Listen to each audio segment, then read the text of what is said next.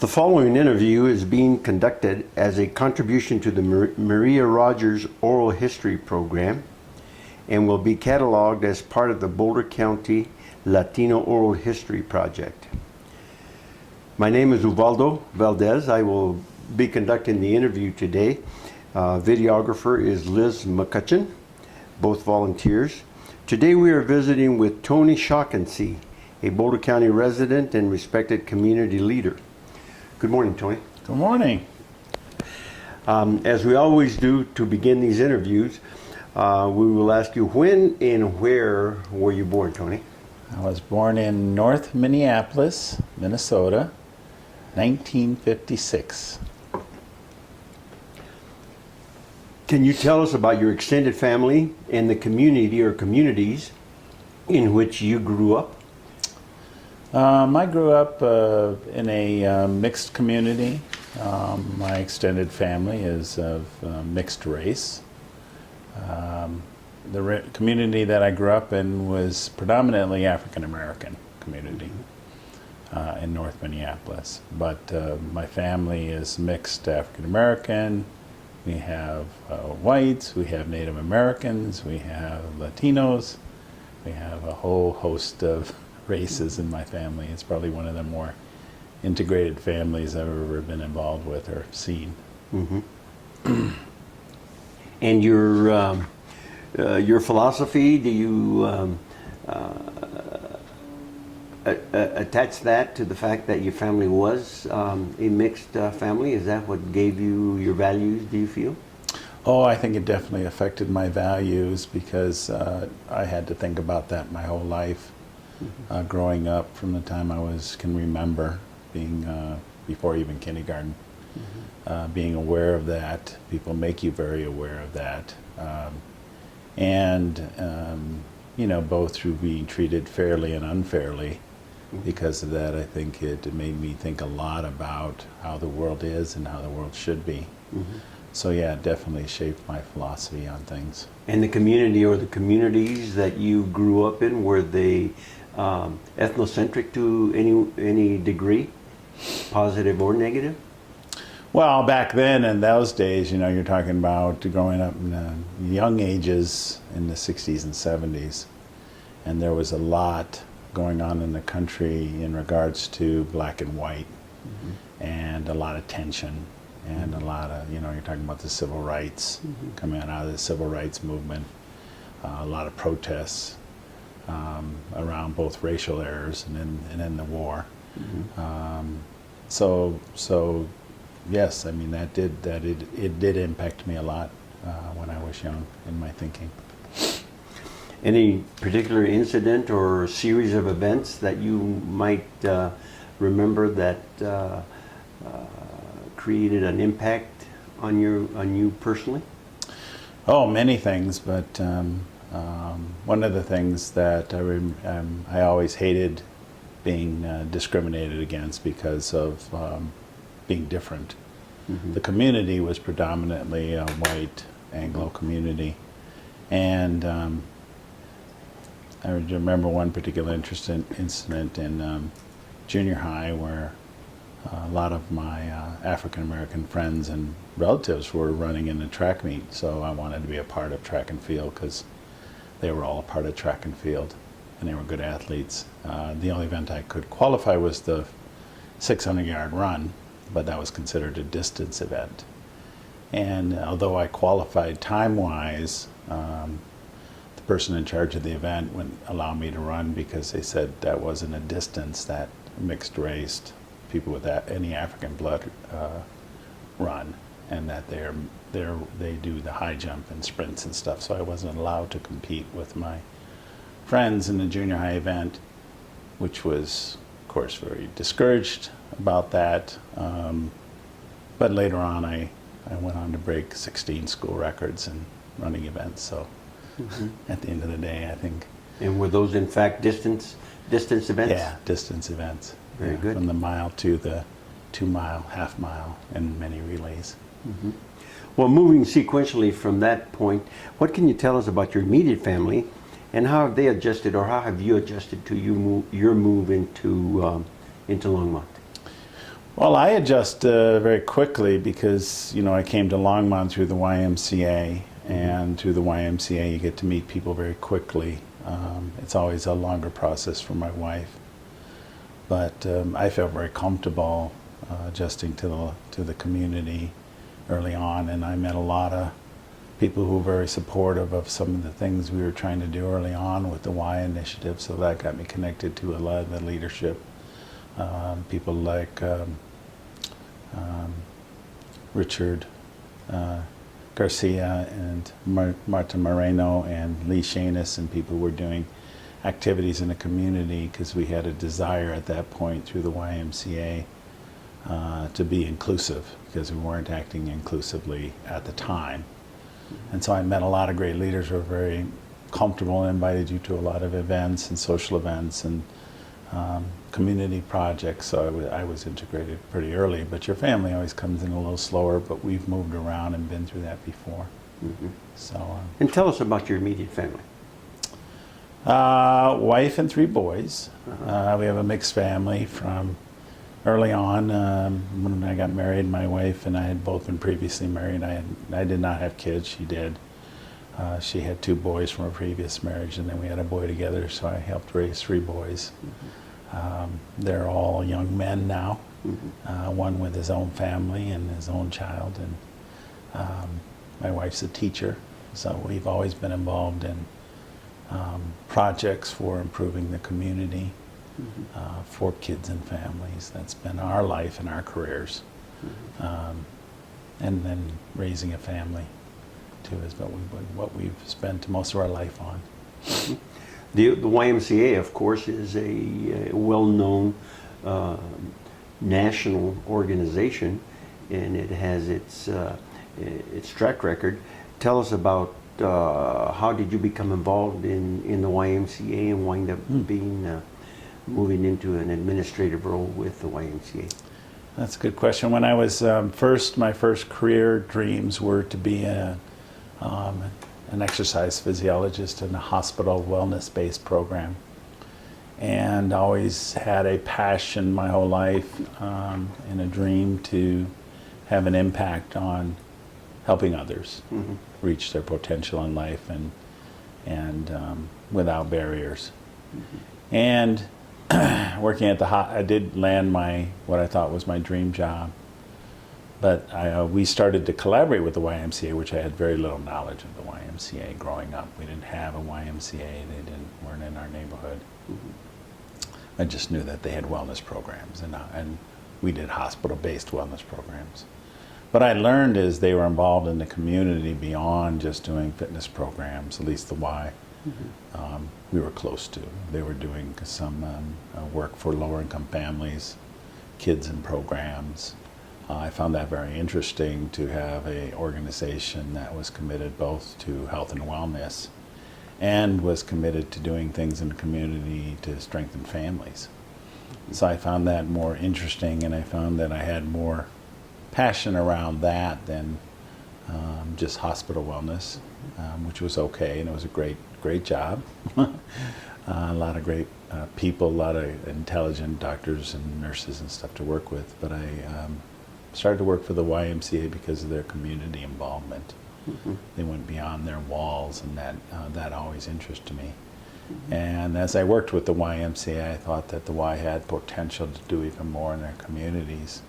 And when I had the opportunity to manage the YMCA in Longmont, I really wanted to engage the community and get involved in community causes through the YMCA and support a lot of the families because of either economics or discrimination, needed a helping hand, just programs and support to make sure that they had opportunities to be successful in life. So I always thought that was important.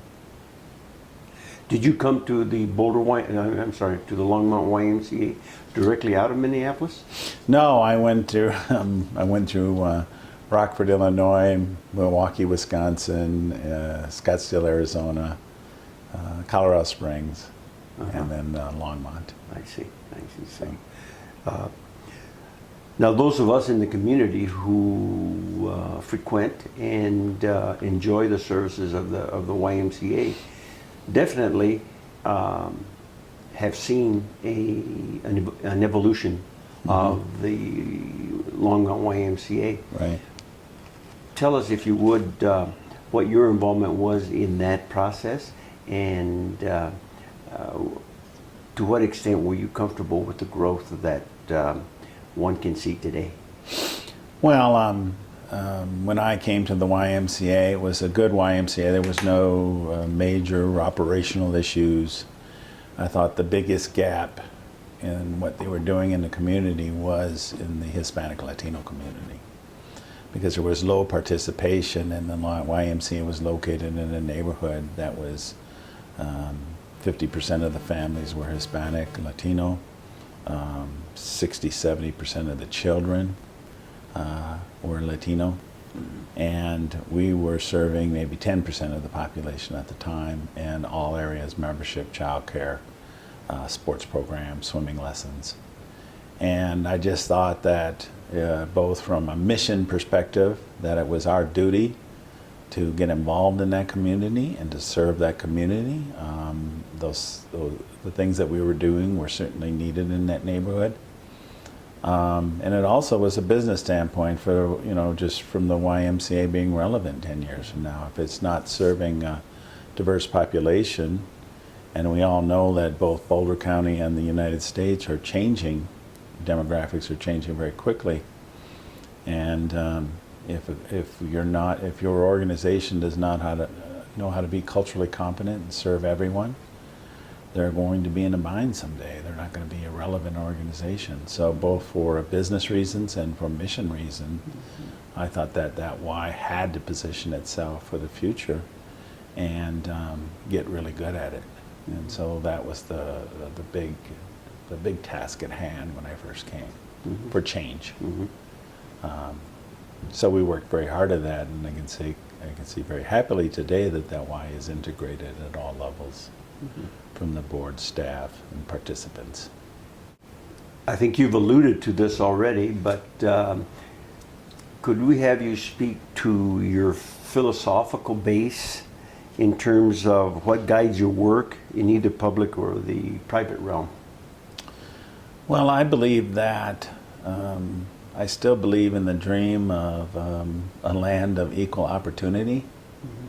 That a lot of people speak about that in this country for a long time, maybe since its conception, that people are created equal, that people should have equal opportunities, that it's the land that you can come to and be successful because it attracts a lot of people, because of the ideal of having equal opportunity. However, growing up in the country, in my community, and working in the Boulder community, you see that doesn't play out in a fairness. It's not a fair, equal opportunity situation. So some of us fight very hard for that to happen still. We still believe in that dream and that ideal, and we work very hard to move towards that, and try to get our leaders in our country and in our county to lead up to that, to live that ideal and to take action on that ideal, deliberate, intentional action on that ideal. And all of that is achievable. It's really comes down to what do we really think in our minds and our hearts. It's not a matter of resources or having enough things to go around. So when I see particularly children that are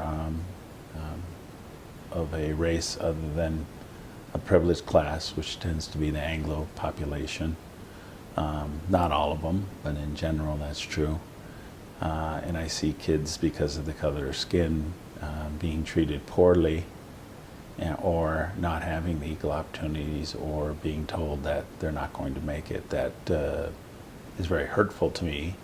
And my philosophy is to do what I can to create an environment where kids don't have to go through that. because I went through that, and I don't want our community children to have to go through that. I think if they have talents and dreams, they should be able to live those dreams. And if they live those dreams to their full potential, and our country, our county, our community in Longmont will all be better off because we'll have 10 times the human capital that we have today. What we're starving of, and if there's a threat to our county and our country, it's human capital and having enough of that to stay strong. It's not, I don't believe it's oil or things of that nature. I believe it's human capital that is the most important commodity that we have. Tony, you've no doubt have been influenced by the several communities in which you've lived and worked. However, before coming to Longmont, you surely looked carefully at the community. What aspects, might I ask you, were you looking for, and what did you find in Longmont that convinced you that your training and experience were compatible with the needs of Longmont? Well, for those of us that do not know a lot about the YMCA movement across the country, some Ys are built around having nice suburban settings with large, beautiful recreational type facilities, and they sell lots of memberships, and life is good. Those Ys tend to have a lot of resources and are capable of, paying well and having nice, comfortable positions. But I was really seeking out a Y that was challenged and had opportunity in the way of impact. So, in other words, I was looking for a YMCA that was in a community that was diverse, was struggling. The neighborhood was much like the neighborhood I grew up in, and did need help and leadership around assisting people who really needed help with their lives and their, again, opportunity. And the Longmont Y was one of those Ys. It was had a good history. It was a solid organization. It had support from the community, but it had support from half the community, and the other half was not engaged. And I thought that just with my skill set and my background and my history, that I would be a good person to come in and be able to really integrate that Y and to position them to impact that neighborhood at a much higher level than it had been doing. So that particular position really appealed to me, not from the perspective that a lot of people seek jobs for pay and title, but for the ability to have impact. So that's what attracted me to the Longmont Y. And we'll move now at your choice within the YMCA organization or out in the general public.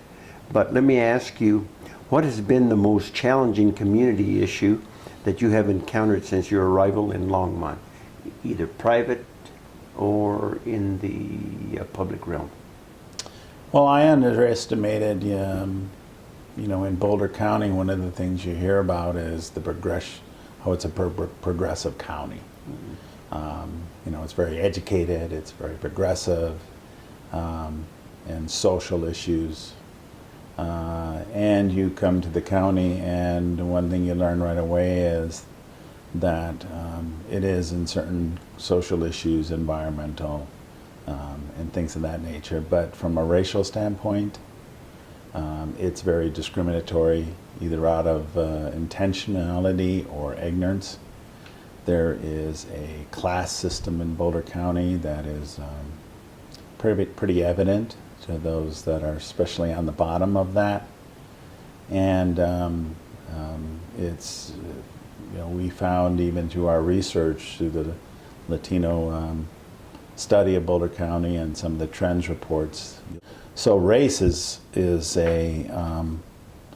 big issue in Boulder County in the regards that we need to close those gaps, because those gaps indicate that we're making decisions based on people's heritage or color of skin rather than basing it on abilities, passions, intelligence, things of that nature. So Boulder County has a long way to go in that regard, and if it really wants to brag about being such a great place to live, then it's really going to do some work around its race relations.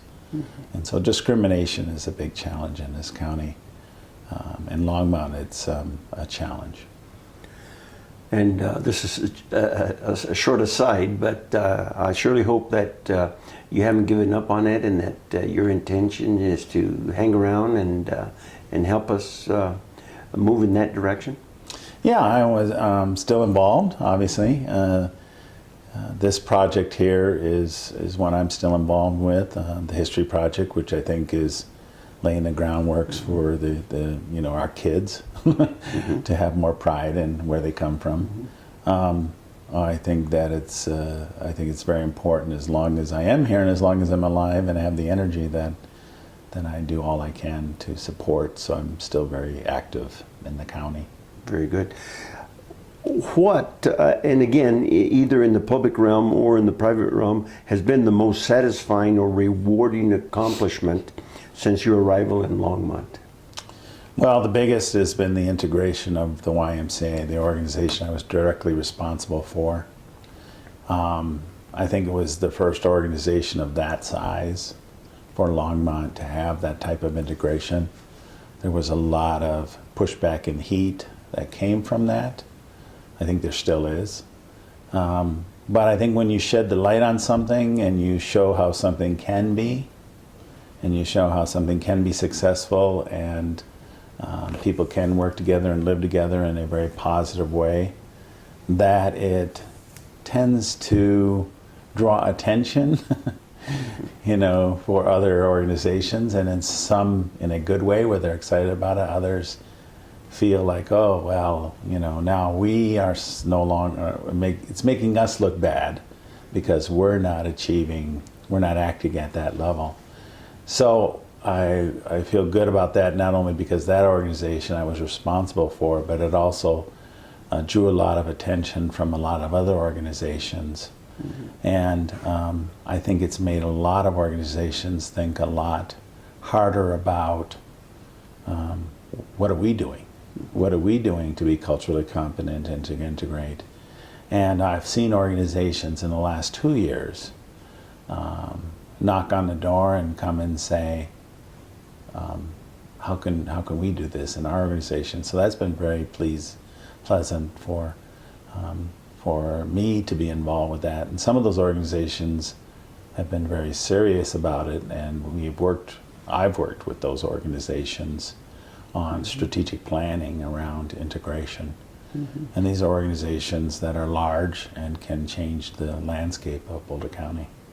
So I think that's the most pleasing thing for me in my 5 years here in Boulder County. For those of us who have lived here for a while and who have seen the process and the status quo that you describe, but have also been involved in assessing the community and attempting to make recommendations to the municipalities in Boulder County, Longmont appears to be, as a municipality, as a city government, one of the communities in Boulder County that has, to a greater degree, accepted the recommendations that have been made in order to make it more inclusive, more integrated, a more vibrant community for everyone. Tell us about that. Is that something that you think holds true? Is it something that we still have to move and work hard to accomplish? Well, I think everything you said is true. I think that there has been some recognition of the need for change, and there has been change, and there both is need for more change. And that change is going to be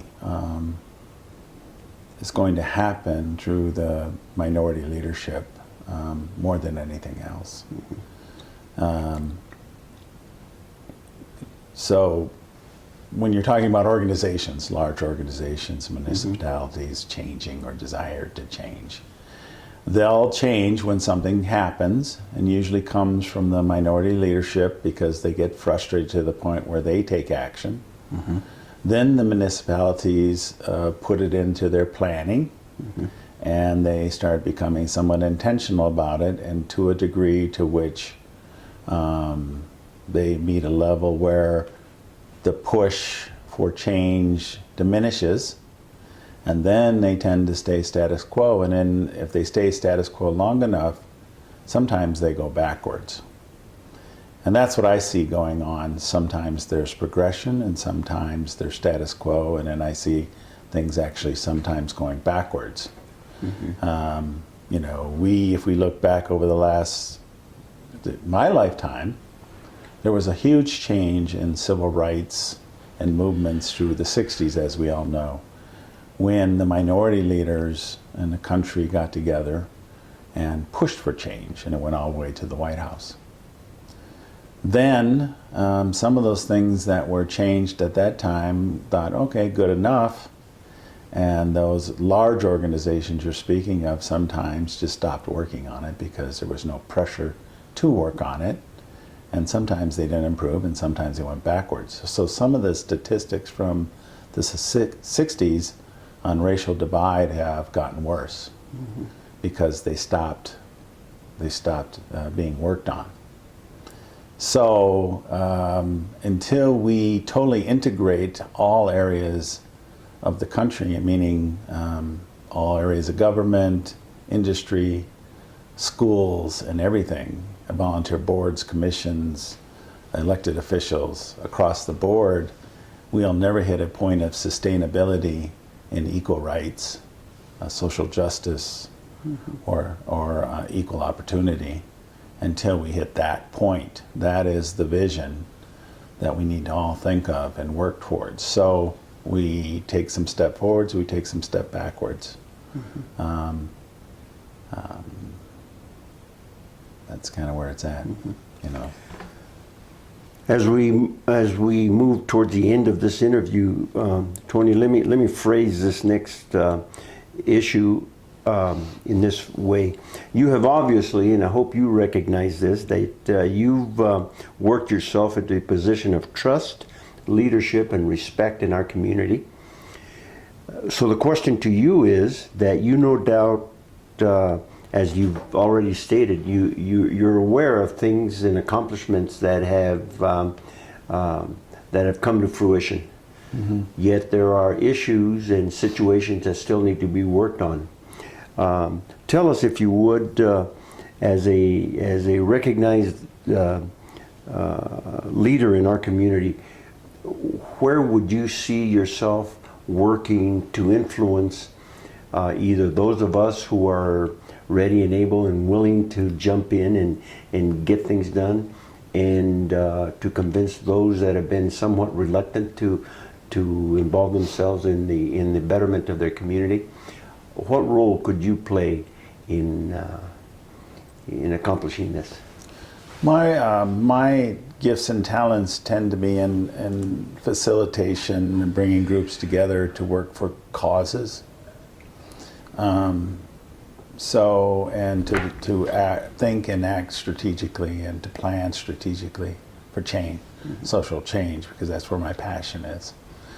So that's where I've been playing the role, and I've been trying to hone my skills around those gifts to become better at it.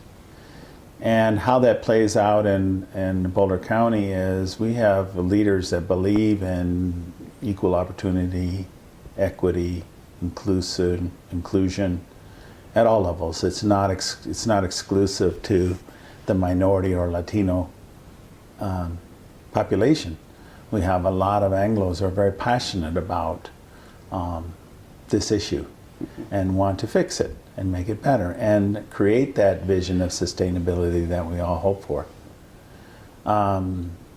So I think my role will be to continue to try to bring those groups together under a cause, because it's not, the cause has to come first, then the people who believe in the cause and have the gifts and talents to make social change come together. So I'm good at that. I'll continue to try to play a role in that area.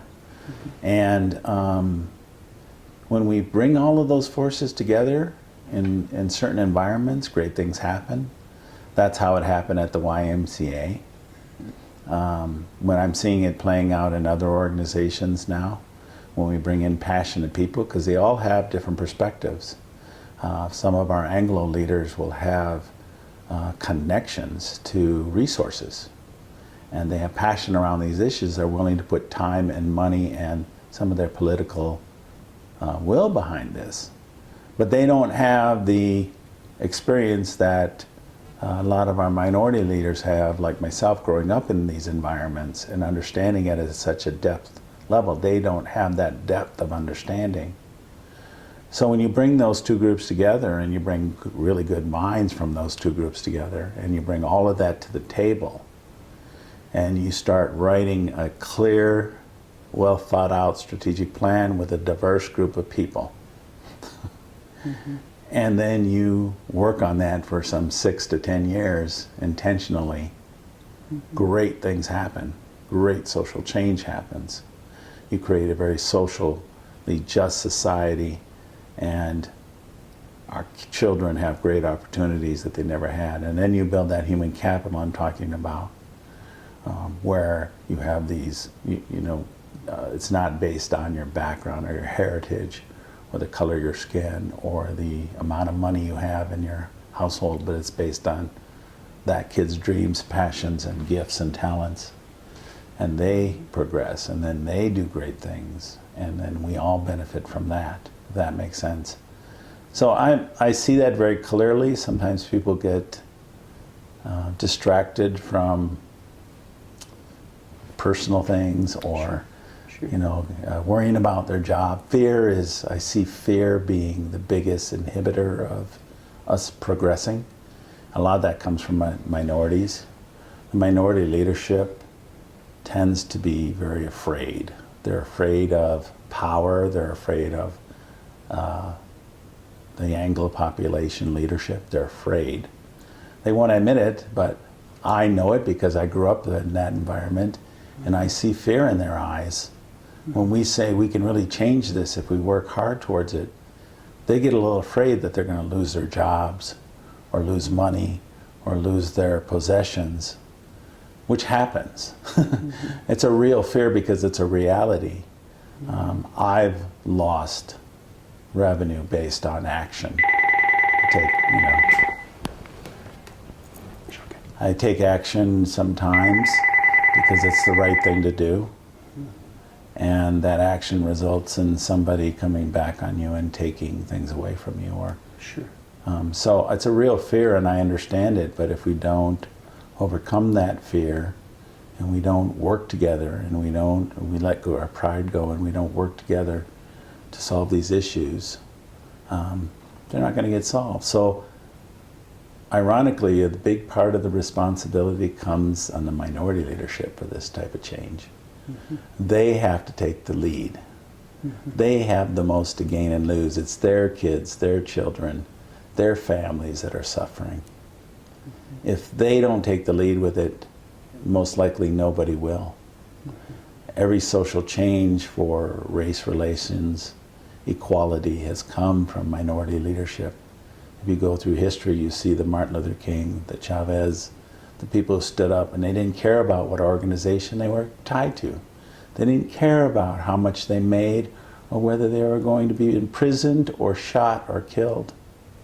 They only cared about one thing, and that was the future of their children, and that they had equal opportunity to be successful, like every child that they see in their society. And so with that kind of courage, great things happen. And it almost always comes from the minority leadership, with assistance from the Anglo. But the minority leadership has to take the lead. If they don't take the lead, if people don't stand up and take the lead in that ranks, things don't happen. Martin Luther King said, great social change does not come from the oppressor, but from the oppressed. The disenfranchised, the oppressed groups are the ones that need to lead the process, regardless of resources, or potential damage to themselves. If they believe it's important for their kids to have equal opportunity, they're the ones who are going to have to fight for it and take the leadership. Very strategically, with the assistance of a lot of people who believe in this. And that's I think, something that I believe in, that I can be a part of. Very good. My final question was going to be to allow you to comment on what still needs to be addressed, or in what manner does it need to be addressed in our area or across the country. I think you've just done that. So let me just reiterate that your comments will be housed in conjunction with the comments from many other Hispanic leaders in our community. And the whole intent is accessibility. Mm-hmm. In the future, it is our intent and our hope that all people who need to research situations regarding our county and our community access the information that you guys have provided. So with that, let me simply give you the opportunity to say any final thing. Well, thanks for listening. Thanks for giving me the opportunity to speak. And thank you for assisting with this important project. Collecting this historical knowledge is vital, because it could slip away forever, as I believe. Mm-hmm. And imparting whatever wisdom or whatever history we can on the kids of our community to make them feel proud about their community and proud about themselves, I think is extremely important to our future. Very good. Very good. Well, thank you for your time. We appreciate it. Yeah.